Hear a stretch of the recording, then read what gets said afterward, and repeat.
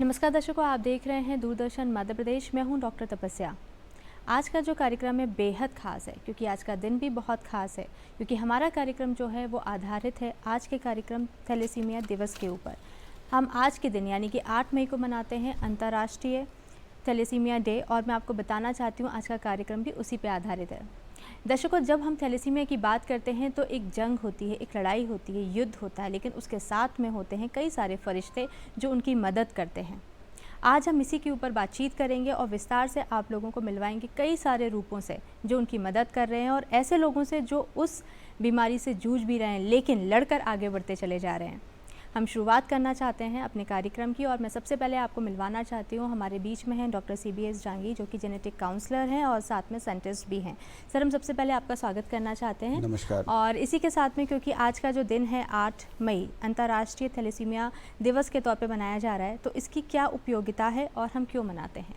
देखिए, thalassaemia international thalassaemia day जो है, इसको मनाने का सबसे महत्वपूर्ण जो कारण है कि इससे जूझ रहे जितने भी national and international global level पर जितने लोग भी साइंटिस्ट हैं, डॉक्टर हैं, पेशेंट हैं, पेरेंट्स हैं, तो उनको इसके बारे में जागरूक करना, उनको इसके बारे में बताना, उनको ट्रीटमेंट देना, उनकी प्रॉब्लम्स को शेयर करना, इन सब चीज़ों को आज के दिन हम लोग उनको याद करते हैं, उनको स्मरण करते हैं। तो इसलिए इस दिवस को as a international thalassaemia day के रूप में मनाया जाता है। ओके, लेकिन हम ये भी जानना चाहेंगे क्या इसके पीछे कोई थीम भी आधारित होती है? क्या हर साल इसकी थीम बदली जाती है और अगर हाँ तो इस बार क्या थीम है? बिल्कुल, इसकी थीम हर साल एक अलग एक थीम ली जाती है ग्लोबल लेवल पर। तो इस बार की जो थीम हमारी है बहुत ही अच्छी थीम है कि उसमें थैलेसीमिया इंटरनेशनल फेडरेशन न्यूज़ ने इसको अनाउंस किया है कि to be aware, share and care. इसका मतलब है कि इस साल 2022 में जो मुहिम चलाई जाएगी वो ग्लोबल लेवल पर चलाई जाएगी कि पेशेंट्स को पहले अवेयर करना है, क्योंकि अवेयरनेस की बहुत ज़्यादा ज़रूरत है आज नेशनल इंटरनेशनल लेवल पर हमको। दूसरा कि अवेयर के बाद है हमको शेयर, कि हमने अवेयर कर दिया, इसको बाद इसको शेयर भी करना है और शेयर करने के बाद का मैटर आता है कि उनको केयर हमको देनी है। तो इस बार की जो थीम है वो ये थीम है। बिल्कुल, अवेयर, शेयर एंड केयर। या इस थीम को हम ज़रूर याद रखेंगे क्योंकि हमारी यहाँ पे यही एक आशा है और यही हमारा उद्देश्य है कि लोगों को हम अवेयर कर सकें, शेयर कर सकें, उनकी केयर कर सकें।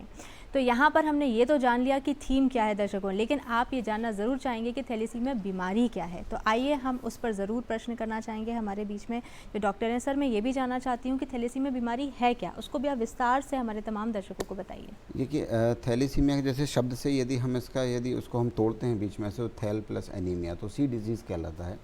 और सी डिजीज़ ये जेनेटिक एक बीमारी, अनुवांशिक बीमारी है जो कि माँ बाप से बच्चों के अंदर आती है। और इसमें सबसे महत्वपूर्ण है जानने के लिए कि इसको यदि हम एक टेक्निकल भाषा में बात करते हैं तो इसको हम बोलते हैं कि क्वालिटेटिव प्रॉब्लम, क्योंकि इसके अंदर क्या रहता है, क्वालिटी जो है और क्वांटिटी जो है वो चेंज हो जाती है। मींस इसका जो है कि जो RBCs का शेप है वो चेंज हो जाता है, कलर चेंज हो जाता है और प्रोडक्शन चेंज हो जाता है, तो क्वांटिटी भी चेंज हो जाती है। तो उसके आधार पर हमने उसको 3 भागों में बांटा हुआ है, thalassaemia major, minor and intermediate. बिल्कुल, लेकिन क्या इसके लिए कुछ उम्र भी निर्धारित होती है कि इसी उम्र में हमको मिलता है या फिर हम उसे डिटेक्ट कर सकते हैं? नहीं, देखिए, जैसा मैंने आपको बताया कि आनुवांशिक बीमारी है तो इसमें किसी उम्र विशेष में नहीं होगा। ये यदि माँ बाप से चूँकि आता है तो बाय बर्थ हमको ये पता लग जाता है। उसके लिए एक जांच होती है जो कि जब बच्चा भ्रूण में होता है तो उसके समय भी हम जिसको हम एंटीनेटल प्रोफाइल कहते हैं उसके थ्रू हम कर लेते हैं। कॉल ब्लड सैम्पलिंग है, फ्लूइड से है, बहुत सारी आजकल टेक्निक्स आ गई हैं। तो बाय बर्थ भी और पेट के अंदर भी जब बच्चा रहता है तो हम पता कर सकते हैं इसके लिए। दर्शकों, यानी कि ये तो बहुत अच्छी बात है कि जब हम इसे अनुवांशिक कह रहे हैं तो यानी कि जब बच्चा गर्भाशय में होता है हम तभी पता कर सकते हैं कि बच्चे को अनुवांशिक बीमारी यानी कि थैलेसीमिया है कि नहीं है। तो यहाँ पे लेकिन अगर मान लीजिए पता नहीं लगता है तो क्या लक्षण हो सकते हैं, ये भी हम सर आपसे जानना चाहेंगे। देखिए, जब बच्चा एक बार पैदा हो गया, पैदा होने के बाद में कि सपोज़ करो कि उसको नहीं पता लगता, क्योंकि जैसा कि मैंने आपको बताया अवेयरनेस बहुत कम है। तो जब ये बच्चा जैसे जैसे बड़ा होता है तो सबसे बड़ी प्रॉब्लम रहती है कि जो उसके माँ बाप हैं वो एनीमिक होते हैं, तभी जाके मेजर बच्चा पैदा होगा। और यदि मेजर बच्चा पैदा हुआ है तो उसको कुछ समय बाद उसको ट्रांसफ्यूज़न की हिस्ट्री आएगी, क्योंकि उसका हीमोग्लोबिन कम होगा उसका। तो उस समय जब वो डॉक्टर को दिखाने जाते हैं तो हीमोग्लोबिन कम होने के कारण उसको ट्रीटमेंट दिया जाता है।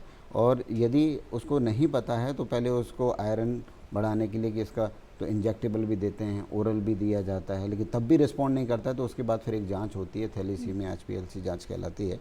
उस जांच को किया जाता है, फिर मदर फादर की जांच किया, एक पूरा ट्री बनाया जाता है, फैमिली ट्री, उसके बाद में फिर इसकी हम बता दें। बिल्कुल, लेकिन डॉक्टर साहब ये भी देखा जाता है कि जब कोई बीमारी होती है तो उससे जुड़ी भ्रांतियाँ भी बहुत होती हैं, तो क्या थैलेसीमिया को लेकर भी कुछ भ्रांतियाँ बिल्कुल, हैं? इसके लिए बहुत बड़ी एक भ्रांति है जो कि खासकर जब मैं हिंदुस्तान में आया, कि थैलेसीमिया इंटरनेशनल फेडरेशन साइप्रस में मैं था, तो जब मैं हिंदुस्तान में आया तो सबसे पहले जो हमारे मध्य प्रदेश में मैंने देखा कि लोगों में सबसे बड़ी भ्रांति थी कि ये छुआछूत की बीमारी है, कि बच्चे को खेलना नहीं है, खेलने नहीं देना है, अरे दूर रहो, उसके बच्चा बीमार रहता है, घर में सोया रहता है। सो ये छुआछूत की बीमारी बिल्कुल भी नहीं है। दर्शकों, यहाँ पे हम भी आपको यही बताना चाहते हैं कि अगर थैलेसीमिया आपके घर में, पड़ोस में, रिश्तेदार में होता है तो बिल्कुल इस चीज़ को मान के चलें कि थैलेसीमिया जो है छुआछूत की बीमारी नहीं है। आप उनसे बातचीत कर सकते हैं, उनके साथ खेल सकते हैं, उनके साथ चीज़ों को शेयर कर सकते हैं, क्योंकि थीम भी यही है, शेयर एंड केयर। तो यहाँ पे हम ये भी जानना चाहते हैं सर कि जब हम बात करते हैं जेनेटिक काउंसलिंग की, तो ऐसे जो मरीज़ होते हैं जो आनुवांशिक तौर पे इस बीमारी को लेकर आगे बढ़ रहे होते हैं, तो क्या जेनेटिक काउंसलिंग उनको हेल्प करता है? बिल्कुल करता है। देखिए, जब मैं आपको बताया कि ये आनुवांशिक है कि माता पिता में होती है, तो सपोज़ करिए कि यदि 2 कपल हैं जिनकी अभी नई-नई शादी हुई, एक एग्जांपल देता हूँ, यदि दोनों को टेस्टिंग कराते हैं हम, तो यदि दोनों माइनर निकलते हैं तो हम ड्यूरिंग उसमें जेनेटिक काउंसलर का सबसे अहम रोल रहता है। ये हमारी मॉरल ड्यूटी रहती है कि हम उनको काउंसिल करें कि आप दोनों माइनर हैं और आने वाले की संभावना मेजर की 25% हो सकती है, 50% हो सकती है। तो इस तरीके से जब जेनेटिक काउंसलिंग करते हैं, उसका पीडिग्री हम चार्ट बनाते हैं, मतलब उसके हम पीछे फोरफादर में जाते हैं, उनमें जीन का फ्लो देखते हैं, उनका जीन का फ्लो देखने के बाद उन दोनों में देख के पूरा एक ट्री बना के उनको काउंसिल करते हैं। तो यदि ये जेनेटिक काउंसलिंग की जाए तो बहुत हद तक उस तरीके के बच्चे पैदा ही नहीं होंगे, तो हम उसको स्टार्टिंग में वहीं पर हम रोक सकते हैं। बिल्कुल, लेकिन एक बड़ी दिलचस्प चीज़ ये है कि जब हमने आपके बहुत सारे न्यूज़पेपर के आर्टिकल्स देखे तो उसमें कुंडली का आपने बहुत ज़िक्र किया है, तो वो हम जानना चाहते हैं कि वो कुंडली मिलान क्या है? देखिए, कुंडली मिलान का मेरा जो संदेश है, वो जो मैं आपको बताना चाहूँगा कि कुंडली मिलान जैसे हमारे यहाँ पे जनरली होता है, या कि हम पंडित के पास जाते हैं शादी से पहले कि हमारे ग्रह कैसे हैं, लड़के के कैसे हैं, लड़की के कैसे हैं। तो मेरा कहना है कि वो जो ग्रह हैं उनको मिलाने की जगह यदि हम उसकी ब्लड की एक दोनों की जांच करा लेते हैं, जिन लड़की की और लड़के की शादी करने जा रहे हैं, और यदि उन दोनों में यदि थैलेसीमिया माइनर आता है तो हम उनको रोक सकते हैं कि, और उनको बता सकते हैं, उनको हम काउंसिल कर सकते हैं। तो जैसे पंडित लोग जैसे बताते हैं ये बच्चा लड़की अच्छा है, इनके ग्रह मिल रहे हैं, 15 हैं, 18 हैं, 20 हैं, बहुत अच्छा है। लेकिन मेरा कहना है कि आपको मिलाना है, मैं उसका विरोध नहीं करता, लेकिन मेरा कहना है कि उसके साथ यदि आप खून की कुंडली का भी मिलान कर लेंगे तो वो ज़्यादा महत्वपूर्ण होगा और आने वाले हमारे समाज के ऊपर, हमारे देश के ऊपर इस तरीके का कोई बर्डन नहीं पड़ेगा। लेकिन मैं आपको यहाँ पे इसलिए रोकना चाहती हूँ कि आपने बोला कि आप इसकी कुंडली मिलाना चाहते हैं ब्लड की, तो ये सबके लिए एप्लीकेबल है या जो फाइंड आउट हो गए उनके लिए नहीं, एप्लीकेबल देखिए, है? ये सभी के लिए मैं तो बोलूँगा, क्योंकि इसका प्रिवलेंस जो है 3 से लेके 18% है, तो उसके अंदर कोई भी हो सकता है, हमको नहीं पता कि कौन है।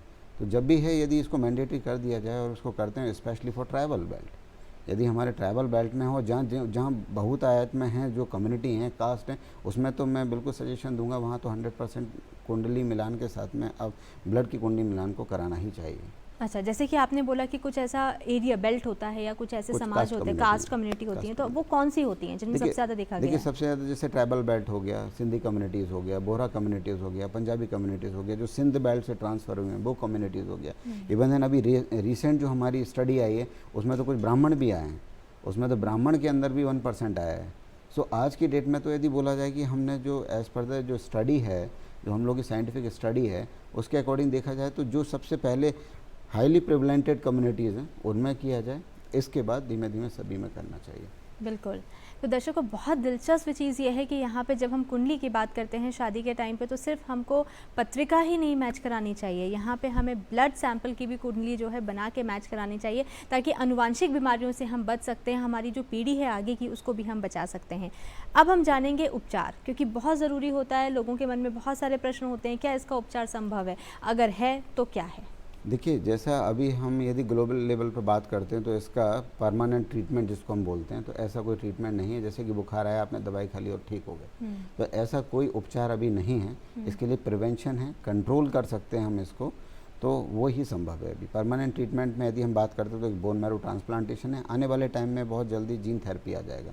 लेकिन मैं फिर से बताना चाहूँगा कि ये इतना कॉस्टली है कि ये हर किसी के अप्रोच में नहीं है उसको अफोर्ड करना। बिल्कुल। तो यहाँ पे अगर अप्रोच में नहीं है तो क्या कुछ और ऑल्टरनेटिव हो सकता है इन सब देखिए, चीज़ों के लिए? बिल्कुल अल्टरनेटिव हो सकता है। मैंने जैसे आपको बताया कि जो हमारी थीम आई है कि अवेयर, शेयर एंड केयर, तो उसके लेवल पे हम उसको मैनेजमेंट दे सकते हैं, क्वालिटी मैनेजमेंट, कि आपको कब किस जांच को कराना है, कब आपको कोई सिम्टम्स आता है उसका ट्रीटमेंट लेना है, तो उसको हम मैनेज तो कर सकते हैं और वेरी वेल मैनेज कर सकते हैं। तो हमारे कई ऐसे पेशेंट हैं जो आप देखेंगे कि वो बच्चों ने आगे बड़े भी हो गए हैं, शादियां भी हो गई हैं, उनके भी बच्चे हो गए हैं। तो यदि ऐसे बच्चे हैं तो यदि अवेयरनेस फैलाई जाए तो उनकी तरह हर कोई कर सकता है। तो मैनेजमेंट इज़ वेरी इंपॉर्टेंट। बिल्कुल, तो आपके कहने का मतलब ये है कि अगर हमको कोई लक्षण दिख रहे हैं तो इमीडिएटली हमको उस पे सुपरवाइज़ करेक्ट, करके उसका हमें मेडिकेशन या जो भी उसका उपचार है वो लेना शुरू कर बिल्कुल। देना यदि चाहिए। जो भी सिम्टम्स मैडम आता है उसका हमको ट्रीटमेंट तुरंत डॉक्टर के साथ में ले लेना तो हम चाहिए। कॉम्प्लिकेशन से भी बच सकते हैं।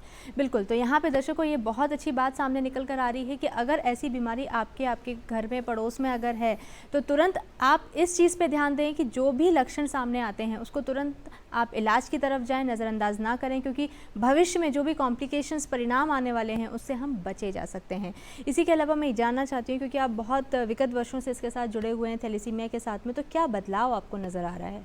देखिए, जो मैं आपको यदि 2006 और 2007 से बात करूं कि जब से मैं थैलेसीमिया इंटरनेशनल फेडरेशन, टेफ और भी global research and welfare society और भी कई सारी हमारी सोसाइटीज़ हैं जो इंडिया में काम कर रही हैं, मध्य प्रदेश में काम कर रही हैं, उन सभी सोसाइटीज़ ने मिलकर एक बीड़ा उठाया कि हमको इसके लिए अवेयरनेस फैलानी है। तो मैं आपको बताता हूँ 2006 और 2007 के बाद से आज की डेट में यदि देखा जाए तो क्वालिटी ट्रीटमेंट इंक्रीज़ हुआ है। ब्लड ट्रांसफ्यूज़न के लिए जो प्रॉब्लम्स होती थी वो हो गया, ब्लड अवेलेबिलिटी हो गई है, डॉक्टर्स का प्रॉपर ट्रीटमेंट मिलने लगा है, टेक्नोलॉजी फास्ट हो गई है, टेस्टिंग के लिए उनके पास। सो बहुत सारे चेंजेस ग्रेजुअली है। लोगों की जो कुछ भ्रांतियाँ थी वो भी दूर हो गई, लेकिन अभी भी मैं कहना चाहूँगा आपके माध्यम से कि अभी भी हम बहुत दूर हैं हमारे टारगेट को, जिसको हम कहते हैं ना कि थैलेसीमिया फ्री भारत को बनाना या थैलेसीमिया फ्री हमारे मध्य प्रदेश को बनाना। क्या ये पॉसिबल है? बिल्कुल पॉसिबल है। मैं आपको बताना चाहूँगा कि साइप्रस उसमें से एक देश था, ऐसे कई और देश भी हैं जिन्होंने अवेयरनेस के माध्यम से उसको कंट्रोल किया और आज वहाँ पर एक भी थैलेसीमिया मेजर का बच्चा यदि पैदा नहीं हो सकता तो बिल्कुल संभव है। हमारे पास प्लानिंग है, पॉलिसी है, हमारे शासन को, हमारे गवर्नमेंट ऑर्गेनाइजेशंस को, हमारे एनजीओज़ को, सबको मिलकर काम करेंगे तो ये मैं आपको बताना चाहूँगा। हो सकता है कि आपको ऐसा लगे कि नंबर, लेकिन मैं आपको दावे के साथ कह सकता हूँ कि यदि इसको सब मिलकर काम करेंगे 6 साल के अंदर हम उस स्तर पर आ जाएंगे कि कोई भी थैलेसीमिया मेजर का बच्चा पैदा नहीं होगा। 6 साल का हमको लेकिन युद्ध स्तर पर काम करना पड़ेगा, जीओज़ एंड एनजीओज़ को मिलकर। बिल्कुल। यहाँ पे लेकिन जैसे आपने बताया कि अब विगत कई वर्षों से इसके साथ में जुड़े हुए हैं, काम कर रहे हैं, तो अभी तक कितना डेटा आपके पास में है और कितने लोगों को आपको लगता है कि स्क्रीनिंग हो गई और अभी भी बाकी है कितने लोगों को? देखिए, मैं आपको बताऊं कि अभी यदि एज फार एज कंसर्न सारे ऑर्गेनाइजेशंस को मैं यदि क्लब करता हूं, हमारे स्टेट का और नेशनल डेटा, तो मैं बोलना चाहूँगा कि 45% टोटल पॉपुलेशन का अभी डेटा स्क्रीन हुआ होगा, जिनको पता है कि ये टेस्टिंग होना चाहिए। अभी भी हमारे पास एक बहुत बड़ा हिस्सा बाकी है, उसके बहुत सारे रीज़न हैं। तो उन रीज़न्स को बस मैंने आपको बताया कि यदि सरकार साथ देती है और इनके साथ काम करती है तो ये डेटा आपका 2 साल के अंदर पूरा स्क्रीन होगा, अवेयरनेस स्टार्ट होगा, शेयरिंग होगी और केयरिंग होगी। तो जो हमारी थीम है 2022 की, जो थैलेसीमिया इंटरनेशनल फेडरेशन ने जो अभी न्यूज़ में अपना हाईलाइट किया है इस इंटरनेशनल डे के लिए, तो ये हम 1 साल के अंदर इसको हम कर सकते हैं इसको। बिल्कुल। दर्शकों, यहाँ पे जो थीम है अवेयर, शेयर एंड केयर, उसको तो हम बिल्कुल निभा रहे हैं और आज के पूरे कार्यक्रम में हम निभाने की कोशिश भी करेंगे। दर्शकों, हम आपको मिलवाएंगे जीवेश वाधवानी से, जो थैलेसेमिक मेजर के पेशेंट हैं, लेकिन आज बहुत अच्छा अपने समाज में काम कर रहे हैं, क्योंकि वो एक खुद डॉक्टर बनने वाले हैं, समाज सेवा करने वाले हैं। तो आइए हम मिलाते हैं आपको जीवेश से। जीवेश जी, हम आपका स्वागत करना चाहते हैं हमारे कार्यक्रम में। नमस्कार। और इसी के साथ में मैं ये जानना चाहती हूँ कि आपको कब पता चला कि आप थैलेसेमिक मेजर के पेशेंट हैं?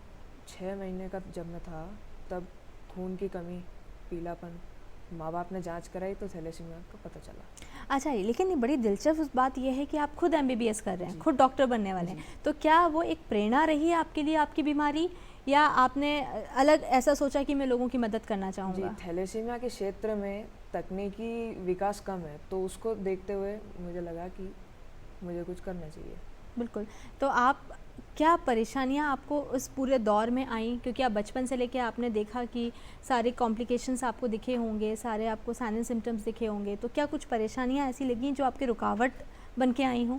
अवेयरनेस की कमी, जो बीमारी से जूझ रहे हैं उनके माता पिता को अवेयरनेस कम रहती है, तो ट्रीटमेंट सही से हो नहीं पाता। तो आप अभी कैसे अपनी लाइफ़ को देखते हैं? किस तरीके से देखते हैं अपनी लाइफ़ को? अभी तो मैम लाइफ बहुत अच्छी है, सब अवेलेबल हो जाता है, पहले के टाइम में दिक्कत बहुत थी। बिल्कुल, तो हमारे जो तमाम दर्शक हमको देख रहे हैं, सुन रहे हैं, आप क्या उनको मैसेज देना चाहेंगे? मैसेज मैं ये देना चाहूँगा दर्शकों कि थैलेसीमिया से जो पीड़ित हैं उनके और उनके परिवार, थैलेसीमिया को आप ये ना समझें कि वो कोई कमज़ोरी है, कोई बीमारी है। थैलेसीमिया बच्चा सब कर सकता है जो कोई नॉर्मल बच्चा कर सकता है। बिल्कुल, और मुझे लगता है कि आप एक बहुत बड़े प्रेरणा हैं हमारे तमाम दर्शकों के लिए जो आपको सुन रहे हैं, देख रहे हैं, क्योंकि जिस तरीके से जीवेश अपनी ज़िंदगी बिता रहे हैं और आगे बढ़ते जा रहे हैं निरंतर, उनके अंदर एक जज़्बा आ गया है कि मैं खुद भी डॉक्टर बन के लोगों की मदद करूँगा। तो हम चाहते हैं कि आप भी इस जज्बे के साथ में आगे बढ़ें। दर्शकों, अब मैं मिलवाना चाहती हूँ आपको एक और थैलेसेमिक पेशेंट से, सुधीर मंदवानी जी से। आइए हम उनसे बातचीत करते हैं, जानते हैं कि उनको क्या क्या सामना करना पड़े अपने जीवन में। सबसे पहले मैं आपका स्वागत करना चाहती हूँ सुधीर जी, और इसी के साथ मैं ये जानना चाहती हूँ कि आपको कब पता चला कि आप थैलेसेमिक के मरीज़ हैं? मैम मैं जब 6 महीने का था तब मुझे पता चला, मतलब मेरे पेरेंट्स को पता चला कि मुझे थैलेसीमिया की बीमारी है। उसके सिम्टम्स थे मैम कि मोशंस, फीवर आना, वॉमिट होना, पूरा आपका फेस येलोइश हो जाना। इन सब चीज़ों को जब नोटिस किया गया, डॉक्टर को दिखाया गया, तब डायग्नोस हुआ कि मुझे थैलेसीमिया मेजर है और तब से मुझे ब्लड ट्रांसफ्यूजन लेना पड़ता है। अच्छा, कितने समय में आपको ब्लड ट्रांसफ्यूजन की ज़रूरत पड़ती है? मैम ये एज के ऊपर डिपेंड करता है। जब हम छोटे थे, मैं छोटा था, तब 45 डेज़ के अंदर लगता था। जी। हमारी एज जैसे जैसे बड़ी होती जाती है, हमारा ट्रांसफ्यूजन का पीरियड कम होता जाता है। आज की तारीख में मुझे हर 9 डेज़ में ब्लड ट्रांसफ्यूजन लेना पड़ता है। बिल्कुल, बिल्कुल। तो चैलेंजेस क्या कुछ रहे होंगे आपकी लाइफ में? पहले और अभी की बात करें तो बहुत ज़्यादा चैलेंजेस पहले हुआ करते थे, क्योंकि पहले अवेयरनेस नहीं था, मेडिसिन्स नहीं थी, और जो ब्लड मिलता था आज की तारीख में good quality of blood available है, टेस्टेड ब्लड अवेलेबल है। पहले वो सब चीज़ें नहीं होती थी। बिल्कुल। लेकिन सुधीर जी, हम ये भी जानते हैं कि एक बहुत अच्छा व्यवसाय भी कर रहे हैं, आपके 2 बच्चे भी हैं। हाँ जी। तो आप अपनी लाइफ़ को कैसे देखते हैं कि कई बार ऐसा होता है कि लोग बहुत ज़्यादा निराश हो जाते हैं, तो आपने अपनी लाइफ़ को कैसे देखा? नहीं मैम, मैं तो ये सोचता हूँ कि हम जैसे नॉर्मल सभी लोग होते हैं वैसे ही हैं, खाली एक 9 दिन में जाना है, ब्लड ट्रांसफ्यूजन लेना है। बट हाँ, अवेयर अपना खुद का ट्रीटमेंट लेना, डॉक्टर को दिखाना, उनके गाइडेंस में सारी चीज़ें रखना, टेस्ट कराना, ये सब करते रहेंगे तो लाइफ अच्छे से कटती है, कोई उसमें परेशानी नहीं होती। जी। आप समाज के लिए भी बहुत कुछ कर रहे हैं, मैं वो भी जानना जी चाहती मैम, हूँ। हमारी एक सोसाइटी है जिसका नाम है thalassaemia and sickle cell society of Indore, जिसमें हमारे 450 पेशेंट्स रजिस्टर्ड हैं। वो लोग हम मिलके हम लोग मिलके चौइथराम हॉस्पिटल के साथ एक सेंटर चलाते हैं, जिसमें ब्लड ट्रांसफ्यूजन होता है बच्चों का, अवेयरनेस का काम किया जाता है। और हम सारे बच्चे जो हैं थैलेसीमिया मेजर, वही लोग उस सोसाइटी को भी चला रहे हैं। उस सोसाइटी का मैं सेक्रेटरी भी हूँ, तो सब पोस्ट होल्डर भी हम पेशेंट्स ही हैं। तो आपकी जो बीमारी है वो एक प्रेरणा बन गई और आप खुद समाज के लिए एक बहुत अच्छे प्रेरणा स्रोत बन गए और लोगों की मदद करने लगे। जी बिल्कुल। तो आप क्या मैसेज देना चाहते हैं हमारे तमाम दर्शकों को? कि कभी भी निराश ना हो, पॉजिटिव रहें, बस यही मैसेज देना चाहता हूँ। दूसरा, एक मैं गवर्नमेंट से एक अपील करना चाहता हूँ कि थैलेसीमिया को आयुष्मान भारत योजना में जोड़ा जाए। इसके क्या फ़ायदे होंगे? मैम बेसिकली अभी जो हम टेस्ट कराने जाते हैं या हमारी डॉक्टर से मिलने रहता है, हम कभी एज के हिसाब से कॉम्प्लिकेशंस बढ़ते जाते हैं, तो कभी कुछ चीज़ आ जाती है। जैसे मुझे भी जॉइंटिस हो गया था, तो मैं हॉस्पिटलाइज था 5 दिन के लिए। मैम अगर आयुष्मान योजना में आ जाएंगे तो हमारा सब टेस्ट, सब जांचें सब फ्री हो जाएगी, हमें पैसा नहीं देना पड़ेगा। बिल्कुल, बिल्कुल। 5 लाख तक का कवर रहता है आयुष्मान योजना में, तो अगर वो हमारे साथ हो जाएगा तो हमें सब चीज़ें फ्री हो जाएगी। बिल्कुल। तो दर्शकों, हमारे साथ में सुधीर जी थे, जिन्होंने अपनी ज़िंदगी को बहुत अच्छी तरीके से मैनेज किया हुआ है और अपनी जो बीमारी थी उससे लड़कर एक एग्जाम्पल सेट किया है। दर्शकों, अब हमारे बीच में एक ऐसी माँ है जिनका बच्चा थैलेसेमिक है, तो आइए हम उनसे जानते हैं कि किस तरीके से उन्होंने अपने बच्चे की परवरिश की है। आपका हम स्वागत करना चाहते हैं। मैं आपके बारे में जानना चाहती हूँ कि आपके बेटे को थैलेसेमिक कब हुआ और आप कैसे उनकी परवरिश करती हैं? मेरा बच्चा 1.5 साल का था, तब से उसे पता चला है इस बीमारी का, और तभी से हम अपने खुद से ब्लड का इंतज़ाम, ब्लड चढ़वाने का इंतज़ाम करते हैं। हमें कहीं से कोई मतलब सुविधा नहीं मिलती है। तो आप जब कोविड का टाइम था उस टाइम पे आप कैसे मैनेज करते थे, कैसे आप ब्लड बैंक तक पहुंचते थे? हम खुद ही अपने डोनरों को फ़ोन करते थे, फिर ये कुछ कोविड वाली टीमें आई आगे, उनसे हमने कांटेक्ट किया, ऐसे करके हमें ब्लड मिलता था। तो क्या कोई परेशानी आती है आपको? हाँ, वो कई बार आती है ब्लड की परेशानी, ब्लड अरेंज नहीं होता है। इसके अलावा भी, क्योंकि एक होता है कि आमतौर पे जो बच्चे होते हैं, दूसरे भी आपके घर में बच्चे होंगे, जी। तो वो एक अपनी उनकी दिनचर्या अलग होगी, तो क्या आप कुछ विशेष उनका ध्यान रखती हैं? हाँ, उन बच्चों के लिए काफ़ी परेशानी हुई है, घर में काफ़ी बार अकेला छोड़ना पड़ा है, पड़ोसियों के पास छोड़ना पड़ा है, और इन बच्चों के लिए हमें काफ़ी दूर तक अकेले जाना पड़ा है। तो उन बच्चों के लिए भी आई है, इन बच्चों के लिए भी आई है। ब्लड ट्रांसफ्यूजन के लिए कितने समय के बाद में आपको जाना पड़ता है और कैसे आप उसको अरेंज करते हैं? इसको हर 15 दिन में मतलब ट्रांसफ्यूज़न के लिए ले जाना पड़ता है, और हमें काफ़ी परेशानियाँ आती हैं इसमें। बिल्कुल, कहीं से कोई सरकारी सुविधा तो है ही नहीं। बिल्कुल। तो तमाम जो हमारे दर्शक हम देख रहे हैं, उनको हमको सुन रहे हैं, तो ऐसे उसमें बहुत सारे माता-पिता हैं जिनके बच्चे थैलेसीमिक हैं। तो आप उनको क्या संदेश देना चाहते हैं हमारे मंच के माध्यम से? यही है कि अपने बच्चों के लिए अपन को ख़ुद को देखना है, और अपने बच्चों को टाइम टाइम से ब्लड चढ़वाएं, और उनको दवाएं टाइम टाइम से अच्छी दें, तो उनकी ग्रोथ अच्छी होगी। और अगर अपने बच्चों के लिए अपन खुद नहीं करेंगे तो उनकी मतलब जीवन सही नहीं रहेगा अच्छा, अगर बिल्कुल। अपन उनको टाइम टाइम से ब्लड ट्रांसफ्यूजन नहीं करवाते हैं तो मतलब आपका ये कहने का है कि हम पॉजिटिव रहें जी। और हम अपने बच्चे को पॉजिटिव रखें, जो भी उनकी ज़रूरतें हैं उनको हम पूरा कर सकते हैं और उसको हम स्वस्थ रख सकते हैं। हाँ, ये अपन को ही देखना है, कोई नहीं देख पाएगा अपने बच्चे के लिए कैसे अपन को उसको रखना है अच्छा। बिल्कुल, मैं आपका नाम जानना चाहूँगी। मेरा नाम अफरोज़ जहां है। अफरोज़ जी, बिल्कुल। दर्शकों, हमारे बीच में अफरोज़ जी थी, उन्होंने बहुत बखूबी अपने बच्चे की परवरिश की है। तो आइए हम अगले माता पिता से मिलते हैं जिन्होंने अपने बच्चों की परवरिश की है बहुत अच्छी तरीके से। दर्शकों, हमारे बीच में 8.5 साल की बिटिया सुमन है और उनके पिताजी हैं आज़ाद उइके। आइए हम उनसे बातचीत करते हैं कि उन्होंने अपनी बच्ची की परवरिश किस तरीके से की और आगे कैसे करने वाले हैं। आज़ाद जी, मैं आपसे जानना चाहती हूँ, आपकी बेटी जो है 8.5 साल की है, तो आपको कब पता चला था कि इनको थैलेसीमिया है? हमको तब पता चला जब ये 3.5 महीने की थी, तब इसका तबीयत ख़राब हुआ है, जो यानी कि उल्टियाँ करती थी, दस्त करती थी। तब हमको मालूम चला कि डॉक्टर के पास गए इसको लेकर के, तो हमको मालूम चला कि इसको ब्लड की कमी है, थैलेसीमिया है इसको।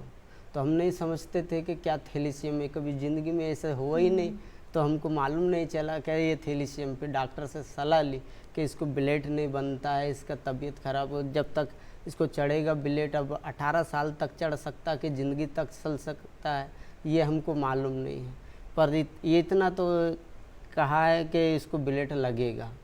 आपके और भी बच्चे हैं? हाँ, 4 बच्चे हैं। तो एक 3 साल का लड़का है, उसको भी थैलेसीमिया उसको है? भी थैलेसीमिया है, इसको भी थैलेसीमिया 8 साल की है। तो उसको तो 4-5 महीने बाद अब लग रहा है, पहले लगता था 8-10 दिन में, महीना 15 दिन बाकी में। के 2 बच्चे ठीक हैं? 2 बच्चे ठीक है। तो आपको क्या परेशानियाँ आती हमको हैं? परेशानी ये है दीदी कि हम लोग मजदूरी करते हैं, हमारा बराबर पेट नहीं भरता तो बच्चों का कहाँ से करेंगे दीदी। तो हम लोग मजदूरी करते, कभी कभी बहुत परेशानी अड़चन में होते, कभी कभी हम लोग तो बहुत परेशानी में हम खुद रोने लग जाते हैं कि हम क्या करें तो क्या करें, हमारे पास काम नहीं, धंधा नहीं, कुछ नहीं। जब तक मजदूरी मिलता है कर लेते हैं, कोई ये नहीं कि जाओ और काम ही करो, ये नहीं। हम लोगों को तो मजदूरी ढूंढना पड़ता है, और फिर बच्चों का करते तो हम कभी कभी तो हमारी मिसेज है ना यहाँ पे मांगने लग जाती है पैसे, यहाँ से वहाँ से उधार लो, किसी से मांगो, तब हम उनका पूरा करते। हमारा यही समस्या है कि हमारे बच्चों को ब्लड मिले, और हमारे बच्चों को सिर्फ ये इतना है कि सही रहे बस। आपको ब्लड नहीं मिल पाता है? ब्लड मिलता है दीदी, हम लोग यहाँ वहाँ से है ना ग्रुप से यानी कि रिक्वेस्ट करते तो हमको मिल जाता है दीदी।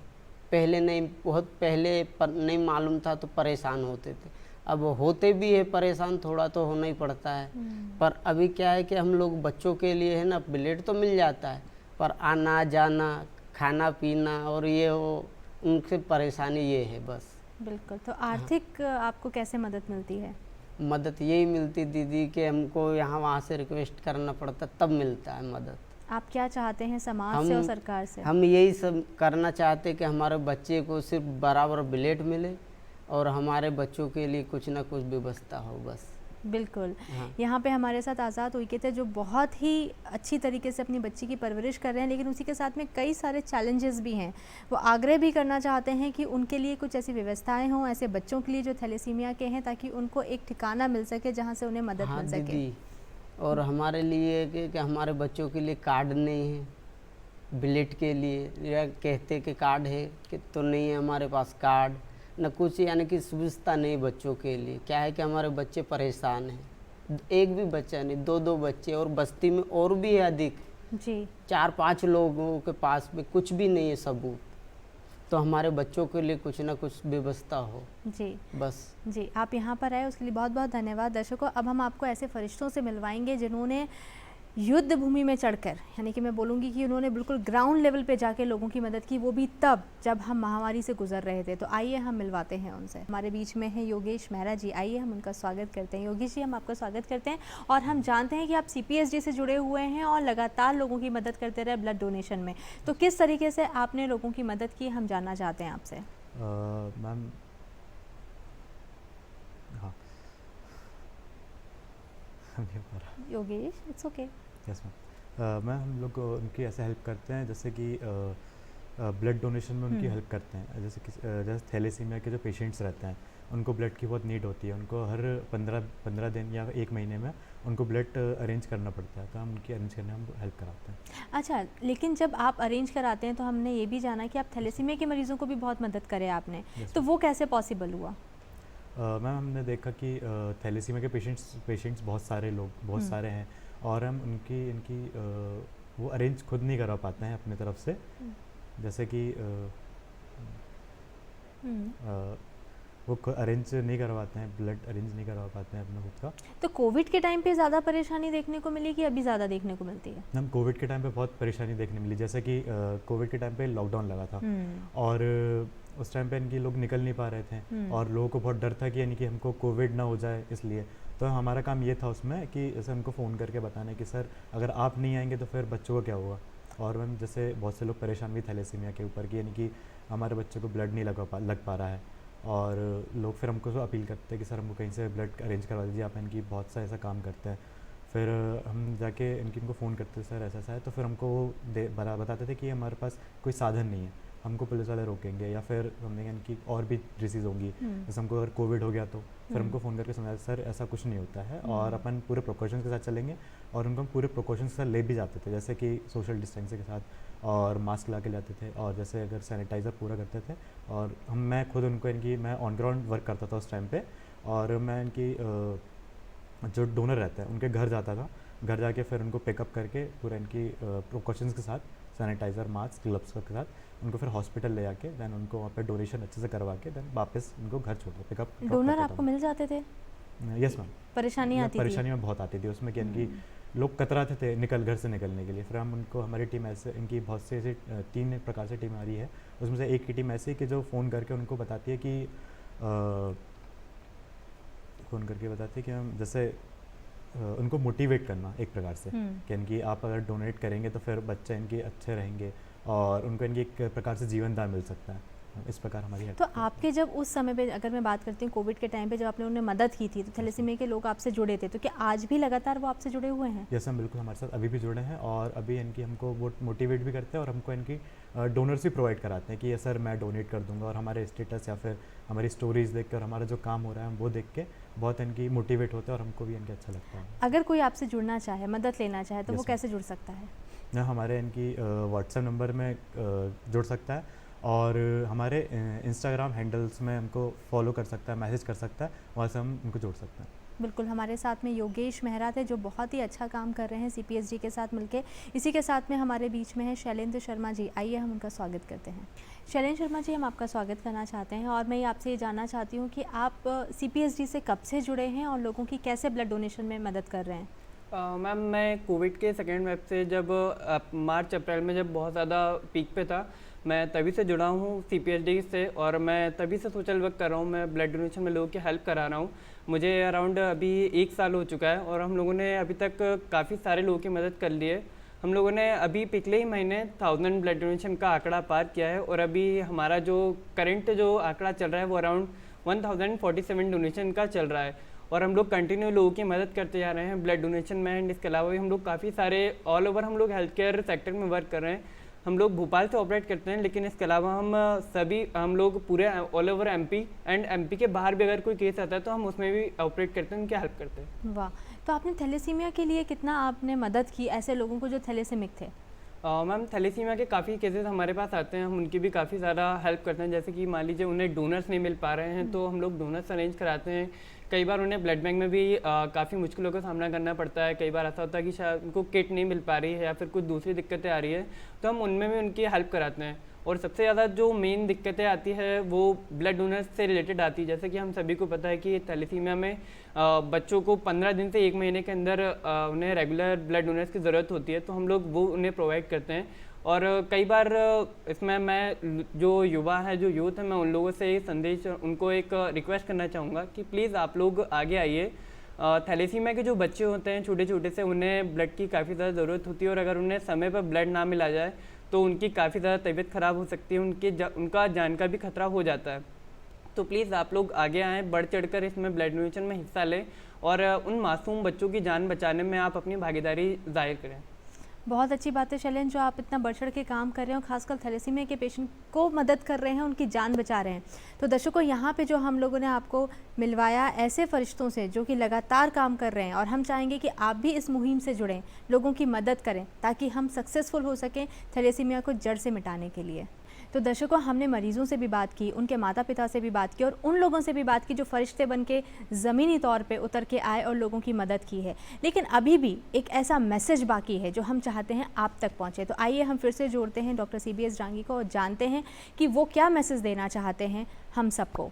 सर, मैं आपसे जानना चाहती हूँ, क्योंकि अभी हमने पूरी चर्चा करी जिसमें हम लोगों ने थैलेसेमिक मेजर के भी पेशेंट से बातचीत करी थी, उनके माता पिता से बातचीत की थी, और साथ में उन लोगों से बातचीत की थी जो लगातार उनकी मदद कर रहे हैं। तो आप क्या पूरा सार जो हमारे कार्यक्रम का है या जो मैसेज है वो आप हमारे तमाम दर्शकों को क्या देना चाहते हैं? देखिए, मैं एक मैसेज देना चाहूँगा सभी को आपके माध्यम से कि ब्लड की कुंडली का मिलान अवश्य कराएं।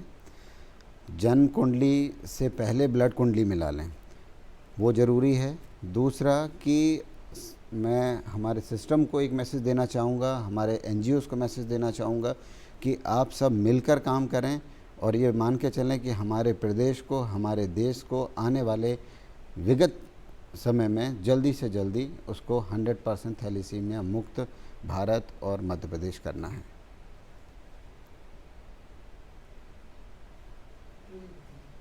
क्लोजिंग अभी कर दूँ?